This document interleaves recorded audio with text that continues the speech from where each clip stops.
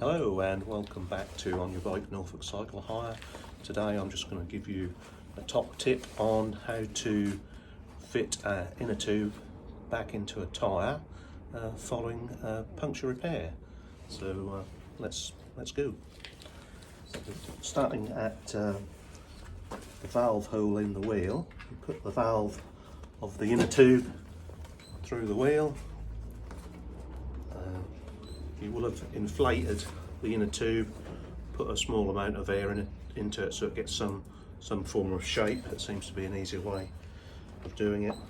And then just tuck it under the tyre, feed it all the way around like so. And then the inner tube finds its way into the tyre. It sits in there quite nicely. There we go.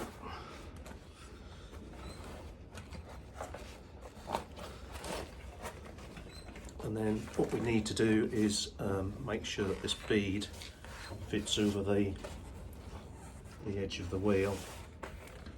We need to use a couple of probably one or two tyre levers to do that. So I'll just reach into my box. These sort of tyre levers are quite useful. That one isn't, because that's broke. I'll throw that one away. There we go. I've got another one. I've got a box full of these. Those come with puncture repair kits and are quite useful for getting the bead back onto the wheel. So there again, we'll find, starting at the valve, which is just here. I don't know if you can try and do this so you can see what I'm doing. Feed the edge of the tyre over the rim of the wheel.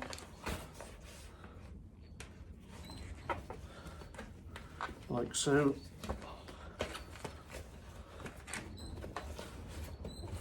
It's not going as well as it ought to, but there we go. Well, sometimes you have to fight with them a little bit. What I might do is just let a little bit of air out of the inner tube. Might just help. So, just undo the valve, like so.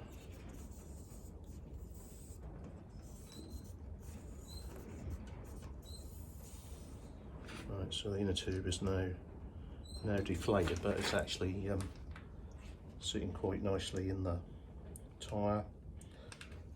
Just try and put the valve back like so. Right. Pull that through the rim. Okay, and then work your way around the tyre. This tyre is quite soft, so it's going on quite nicely. Tuck the inner tube in with your fingers as you go. These tyre levers will ensure that you don't nip the inner tube when you're putting it back and then cause another puncture on reassembly. So here we go. Work your way around. Try to do this so you can see what I'm doing. Like so. There we go. Nearly 90% of the way around the tyre.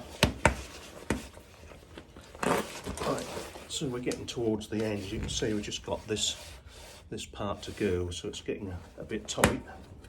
Might need to put one tyre lever in and then use another one to force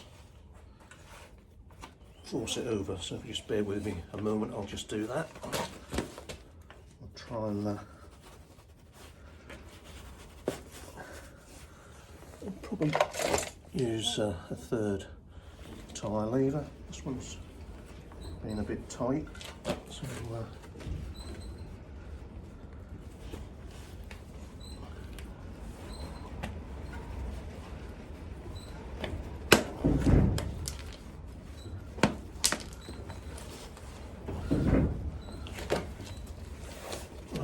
let's try from this side.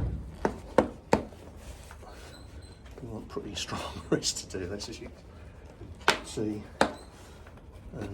These tire levers are only plastic, so if they break it doesn't really matter. There's always plenty of them knocking around. So just the last little bit to go. You can see it's not quite within the rim.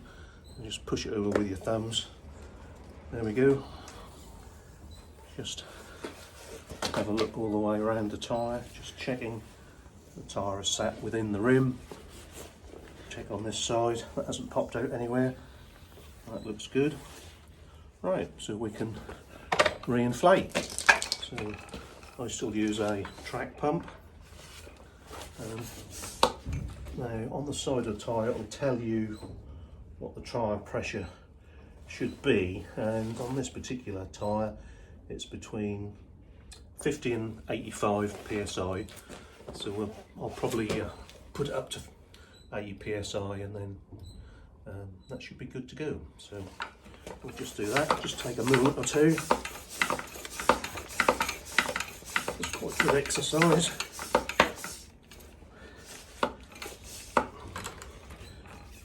Just to inflate it a little bit and then check all the way around once again to make sure that the tyre hasn't moved. So we've got up to 40 psi, so we'll just go a little bit more. There we are, that's fully inflated.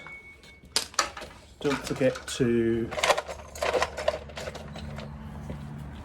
got a valve cap here, I don't know if you can see that. Don't forget to put that back on the valve, and that'll keep the dirt out of the valve. That's most important. Should we just pop that on there? Here we go. That's good to go. So thanks for watching. See you again next time. Bye for now.